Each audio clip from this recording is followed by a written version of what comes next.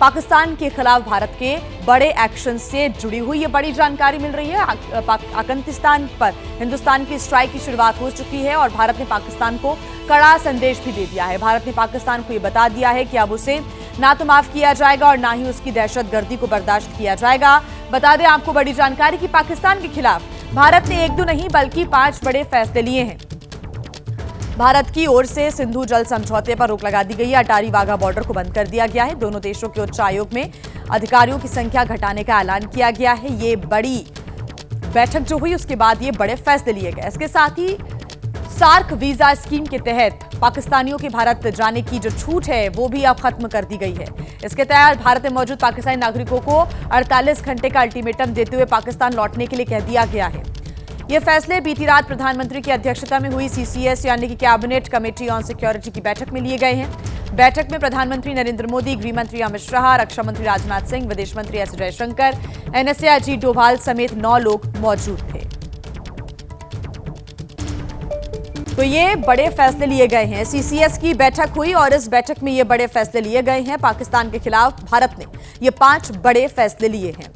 पाकिस्तान पर स्ट्राइक अब शुरू होगी। फैसला नंबर 1, सिंधु जल समझौता स्थगित कर दिया गया है। पाकिस्तान का बड़ा हिस्सा अब पानी के लिए तरसेगा। फैसला 2, अटारी वाघा बॉर्डर को बंद कर दिया गया है, यानी कि जो अब रास्ता है वो भी बंद। सार्क वीजा स्कीम के तहत भारत आने की जो छूट है वो खत्म कर दी गई है। फैसला नंबर 4, पाकिस्तानी उच्चायोग के स्टाफ में कटौती की गई है और उन्हें अल्टीमेटम भी दे दिया गया है। भारतीय उच्चायोग के स्टाफ में भी कटौती, वहां पर जो मौजूद है उन्हें वापस भारत आने को कहा गया और यहां पर जो मौजूद है पाकिस्तान के, उनको वापस पाकिस्तान जाने के लिए कह दिया गया है। पाकिस्तानी उच्चायोग के स्टाफ में क्योंकि अब कटौती कर दी गई है और उन्हें वापस पाकिस्तान जाने के लिए कह दिया गया है। 48 घंटे का समय दिया गया था और इसके तहत आपको बता दें कि लगातार भारत की तरफ से अब ये जो एक्शन है वो नजर आ रहा है। देखिए, प्रधानमंत्री नरेंद्र मोदी की अध्यक्षता में कैबिनेट कमेटी ऑन सिक्योरिटी की बैठक करीब 2.5 घंटे तक चलती रही और इस पर सिर्फ देश ही नहीं बल्कि पाकिस्तान समेत दुनिया भर के बड़े बड़े देशों की नजर थी, क्योंकि इस बैठक के साथ ही भारत ने पहलगाम हमले के बदले का आगाज कर दिया है। सिंधु जल संधि पर रोक लगाकर पाकिस्तान पर वाटर स्ट्राइक कर दी गई है। सार्क वीजा स्कीम के तहत पाकिस्तानियों की भारत आने की छूट खत्म करके उन्हें अब 48 घंटे में भारत छोड़ने का अल्टीमेटम देकर वीजा स्ट्राइक कर दी है। उच्च आयोग में स्टाफ की कटौती के साथ डिप्लोमेटिक स्ट्राइक भी की गई है और आगे क्या होगा इसको लेकर अटकलें तेज हो गई हैं कि क्या एक बार फिर पाकिस्तान में घुसकर आतंकियों को मारा जाएगा, क्या फिर से सर्जिकल स्ट्राइक होगी, इस पर बात करेंगे। लेकिन उससे पहले पाकिस्तान के खिलाफ जो 5 बड़े कदम उठाए गए हैं उनका पाकिस्तान पर क्या होने वाला है असर, ये भी जान लेते हैं। तो ये 3 स्ट्राइक, बड़े 5 फैसले। वाटर स्ट्राइक, क्योंकि सिंधु जल संधि को रोका गया है जिसके तहत पाकिस्तान का एक जो बड़ा हिस्सा है उस तक पानी नहीं पहुंच पाएगा, यानी कि पानी के लिए भी पाकिस्तान अब तरसेगा। वीजा स्ट्राइक, यानी कि जो सार्क के तहत वीजा की उपलब्धता होती है उसको रोक दिया गया है और जो यहां पर पाकिस्तानी नागरिक हैं उन्हें 48 घंटे का अल्टीमेटम भी दिया गया है कि वो भारत को छोड़ें, अपने देश वापस जाएं। ऐसे में वीजा स्ट्राइक और डिप्लोमेटिक स्ट्राइक भी की गई है। जो पाकिस्तानी उच्च आयोग है उसमें कटौती की गई है।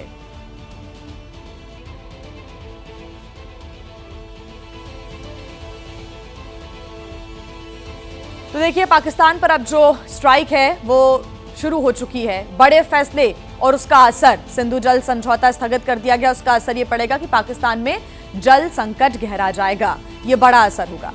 पाकिस्तान की 80% खेती पर ही निर्भर है। ऐसे में बहुत बड़ा असर खेती पर होगा। कई डैम और हाइड्रो प्रोजेक्ट्स पर इसका असर पड़ने जा रहा है। पानी की कमी से बिजली उत्पादन घटेगा, खेती पर असर पड़ेगा। पानी की कमी से बिजली उत्पादन पर असर पड़ेगा। आर्थिक औद्योगिक गतिविधियों पर बड़ा असर पड़ेगा। सिंधु जल समझौता स्थगित करने के बाद ये बड़े असर पाकिस्तान पर देखने को मिलेंगे। दूसरा फैसला लिया गया, अटारी वाघा बॉर्डर बंद। इसका क्या असर होगा? पाकिस्तान के लोगों की आवाजाही बंद हो जाएगी। रास्ता बंद तो पाकिस्तान के लोगों की आवाजाही भी बंद। छोटे सामानों को भारत निर्यात नहीं कर सकेगा। ये एक बड़ा असर पड़ेगा। खस्ताहाल अर्थव्यवस्था पर और ज्यादा बोझ पड़ेगा। वैसे ही पाकिस्तान की हालत स्थिति जो अभी है वो आप जानते हैं। ऐसे में और जो अर्थव्यवस्था है वो खस्ताहाल हो जाएगी। फैसला नंबर 3, सार्क वीजा स्कीम के तहत भारत आने की छूट अब खत्म हो गई है। पाकिस्तानियों को जो वीजा जारी हुए थे इसके तहत, इसकी स्कीम के तहत वो रद्द कर दिए गए। पाकिस्तानियों के पास भारत छोड़ने के लिए अब मात्र 48 घंटे का समय और इन्हीं 48 घंटे के अंदर उन्हें भारत छोड़ना होगा। संदिग्धों की घुसपैठ रोकने में प्रभावी यह फैसला हो सकता है। तो फैसले नंबर 3 का ये बड़ा असर होगा। साथ ही असर यह भी कि भारत का एक बहुत बड़ा कूटनीतिक फैसला इसको माना जा रहा है। सार्क में पाकिस्तान का प्रभाव भी कमजोर होगा। सार्क वीजा स्कीम के तहत भारत आने की छूट क्योंकि खत्म कर दी गई है। फैसला नंबर 4 अगर हम देखें, पाकिस्तानी उच्चायोग के स्टाफ में कटौती की गई है। कर्मचारियों की संख्या 55 से अब घटाकर 30 की जाएगी। पाकिस्तान की कूटनीतिक मौजूदगी सीमित हो जाएगी। असर यह भी कि पाक मिलिट्री, नेवी, एयर एडवाइजर्स अवांछित घोषित। ऐसे में ये बड़े असर जो कि चौथे बड़े फैसले के बाद देखने को मिलेंगे। एडवाइजर्स के पास भारत छोड़ने के लिए 1 हफ्ता है। 1 हफ्ते के भीतर उन्हें भारत छोड़कर पाकिस्तान जाना होगा। भारत की ओर से एक बड़ा कूटनीतिक दबाव भी, एक बड़ा प्रेशर भी, सैन्य और कूटनीतिक संबंध न्यूनतम स्तर पर होंगे। यह बड़ा असर पड़ेगा। तो पाकिस्तानी उच्चायोग के स्टाफ में कटौती की गई है। 55 से घटाकर इसको 30 कर दिया जाएगा।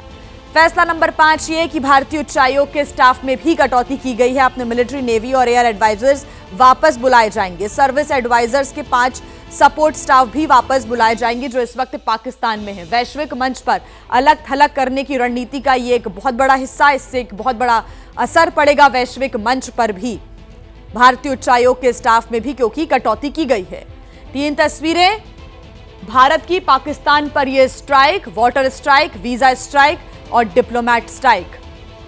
हालांकि लगातार जो तस्वीरें हैं उस स्थानों से सामने आ रही है जहां पर ये तनाव की स्थितियां रही और साथ ही 26 लोगों की हत्या कर दी गई। इसके बाद से अब भारत एक्शन में है।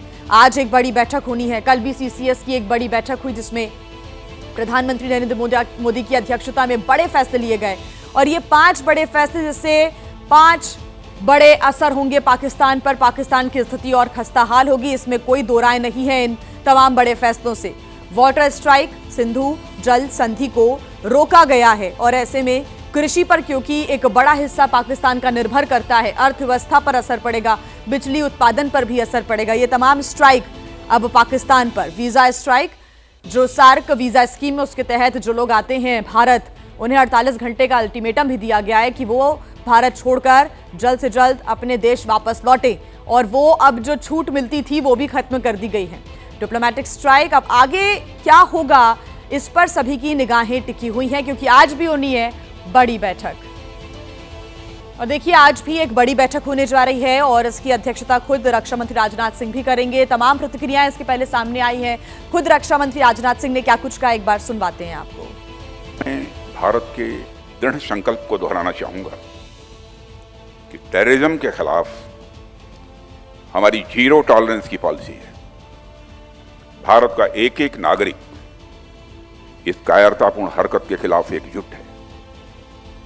मैं इस मंच से देशवासियों को आश्वस्त करता हूं, घटना के मद्देनजर भारत सरकार वो हर कदम उठाएगी जो जरूरी और उपयुक्त होगा और हम सिर्फ उन लोगों तक नहीं पहुंचेंगे जिन्होंने इस घटना को अंजाम दिया है। हम उन तक भी पहुंचेंगे जिन्होंने पर्दे के पीछे बैठकर हिंदुस्तान की सरजमी पर ऐसी नापाक हरकतों की साजिशें रची हैं। अब देखिए भारत के एक्शन से पाकिस्तान टेंशन में आ गया है। पाकिस्तान के डेप्यूटी पीएम इशाक डार ने बौखलाहट में बयान दिया और कहा कि भारत ने जो ऐलान किया है वो गैर मुनासिब है। उन्होंने ये भी कहा कि पहलगाम हमले और टीआरएफ से पाकिस्तान का कोई लेना देना नहीं है। ये सब अब देखिए डर और बौखलाहट के कारण इशाक डार ने ये बयान दिया है। ये भी कहा है कि हमने इस पूरे मसले को यूएन में एक प्रस्ताव भी इसको लेकर दिया है। तो अब पाकिस्तान में डर है, डर ये कि अब इंडिया की तरफ से, भारत की तरफ से क्या एक्शन लिया जाएगा और भारत आगे जाकर क्या कदम उठाने वाला है। इसके पहले ही पाकिस्तान के डेप्यूटी पीएम इशाक डार बौखला गए हैं, डर गए हैं और बौखलाहट में उन्होंने कहा है कि भारत ने जो ऐलान किए हैं, जो 5 बड़े फैसले लिए हैं, वो गैर मुनासिब हैं। साथ ही उन्होंने कहा है कि पहलगाम हमले और टीआरएफ से पाकिस्तान का कोई लेना देना नहीं है। इसको लेकर यूएन में एक प्रस्ताव भी दिया गया है।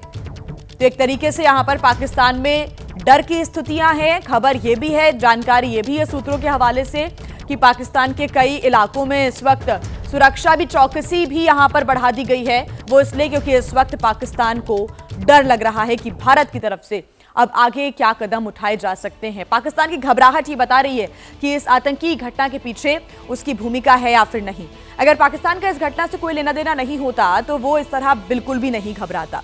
और सूत्रों से जो खबर मिल रही है वो ये कि पाकिस्तान की टेंशन को और ज्यादा ये खबर बढ़ाने वाली है। सेना ने पीओके में आतंकियों के 42 कैंप्स चिन्हित किए हैं।